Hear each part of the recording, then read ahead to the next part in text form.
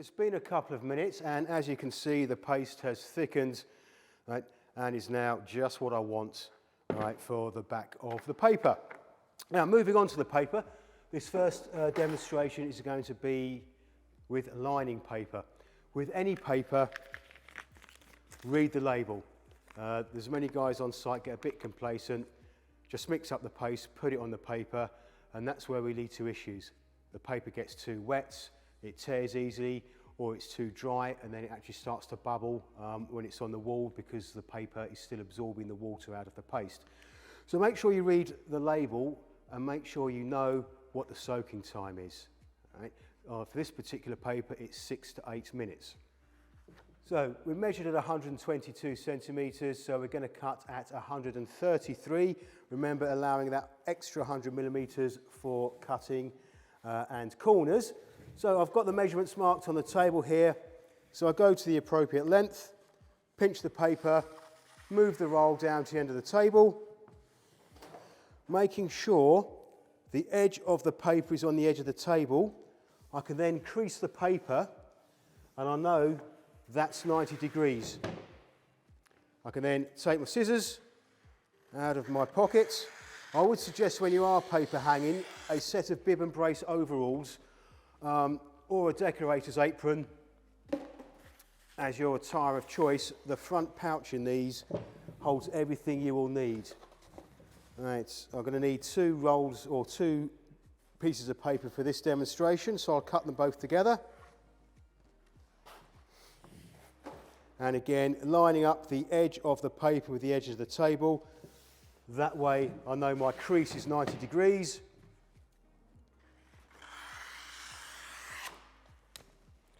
And those are the paper cut. So having measured the wall, marked the wall, measured and cut the paper, we now mix the paste. We now need to apply the paste to the paper. And what lots of people find is because the paper has been on the roll for some time, that happens quite a lot, making it very difficult to work with. So personal preference of mine is the paper I'm working with, I just turn the other way over, roll it in the opposite direction, and this works whether you're doing 1.30 meters or 4.30 meters. Just roll the paper in the other direction, give it a gentle squeeze. The idea is not to actually crease the paper, you're just taking the spring out of it, and then it will lay flat and it won't keep rolling up on itself. Right, when pasting the paper, I've got both bits here. I'm going to paste obviously the top bit first, so I'll make sure that the edge of the paper is on the edge of the table. 2 reasons for this. Firstly, it supports the edge of the paper, all right, so that you don't get a dry edge because the paper isn't being pushed flat.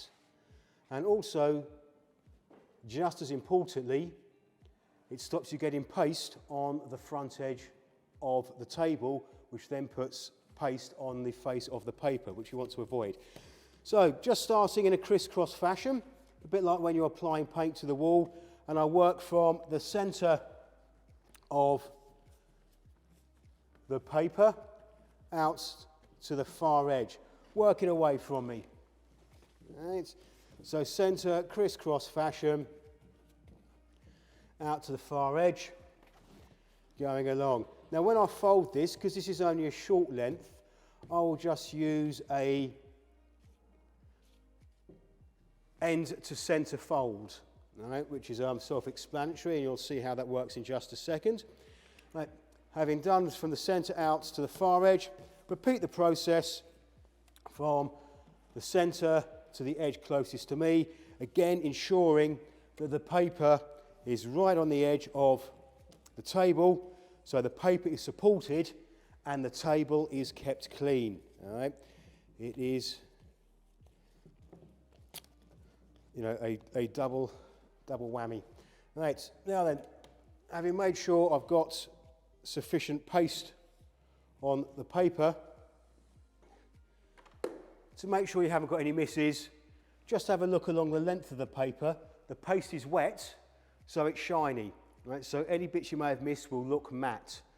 So then I'll just take the end of the paper, fold it into the centre, right? Repeat the process, right? This is quite a short length, but that is your end to centre fold. Now I've just applied by brush. If these were longer lengths and perhaps I was on a site and I've got time constraints, then again I'll make sure that the paper is on the edge of the table, but this time I would use a 9-inch roller.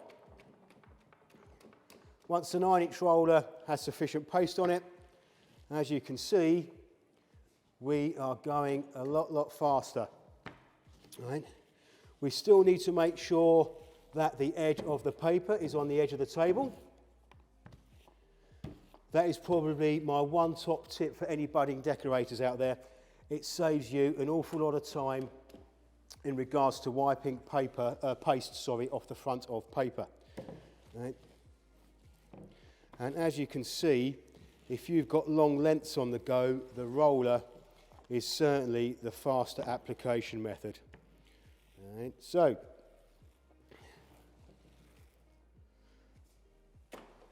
and again, check along, make sure you've got no matte bits, end to centre fold, that could be left to soak. I suggest, depending on how long your length of paper is, you do 2, possibly 3. That way, whilst you're pasting the second one, the first one is soaking. When you're pasting a third one, the second one is still soaking, and when you finish the third, you can start hanging the third. Right? That way, you are always producing, you are always moving.